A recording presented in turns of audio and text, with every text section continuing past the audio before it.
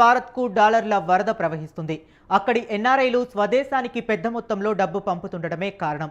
దీనికి తోడు అమెరికాలో నివసిస్తున్న లక్షల మంది ప్రవాస భారతీయులకు రెమిటెన్స్ పన్ను పెంపుతో మొదట్లో ట్రంప్ భయపెట్టినా తాజాగా ఊరటనిచ్చాడు. తొలిత 5% ఉన్న ఈ పన్నును తాజాగా 1%కే పరిమితం చేస్తూ ట్రంప్ ప్రభుత్వం తీసుకున్న నిర్ణయం ప్రవాస భారతీయుల్లో సంతోషం నింపుతుంది.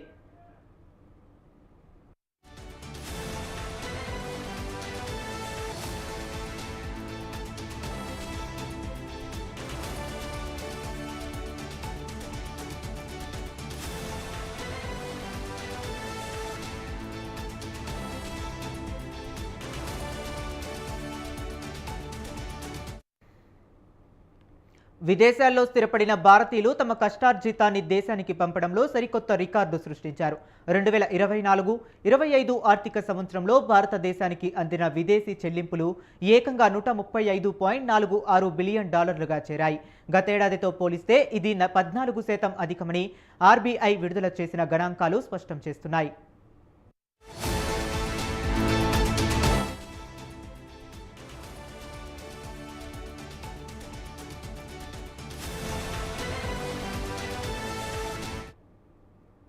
విదేశాల నుంచి సొమ్మును స్వీకరించడంలో భారత్ ప్రపంచంలోనే అగ్రస్థానంలో నిలిచింది.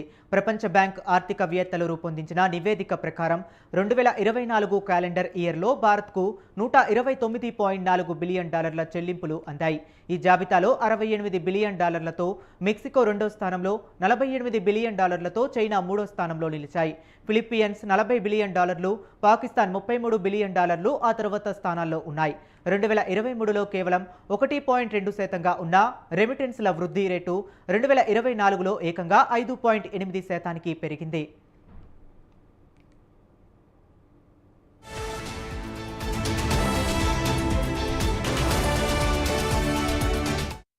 ఈ భారీ పెరుగుదలకు అనేక అంశాలు దోహదం చేశాయి.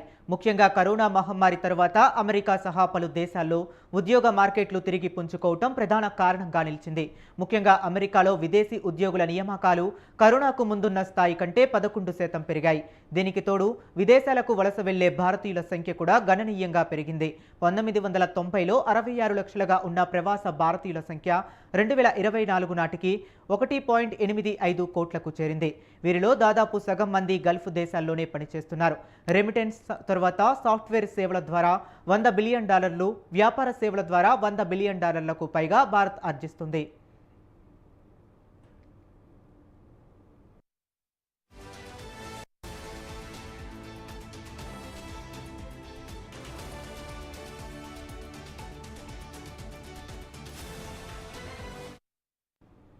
ప్రవాస భారతీయులు పంపుతున్న డబ్బు భారత ఆర్థిక వ్యవస్థకు వెన్నుదన్నుగా నిలుస్తున్నది. ఈ విదేశీ చెల్లింపులను ఆర్బీఐ ప్రైవేటు బదిలీలుగా వర్గీకరించింది. 2024-25 జనవరి మార్చి త్రైమాసికంలోనే భారత్కు $33.9 బిలియన్ అందాయి.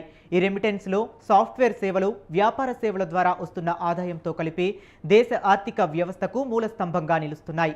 దేశం మొత్తం కరెంటు అకౌంట్ రాబడుల్లో 40%కి పైగా ఈ మూడు రంగాల నుంచే వస్తుండటంతో కరెంట్ అకౌంట్లో దాదాపు అదుపులో ఉండటానికి ఇవి ఎంతగానో దోహదపడుతున్నాయి.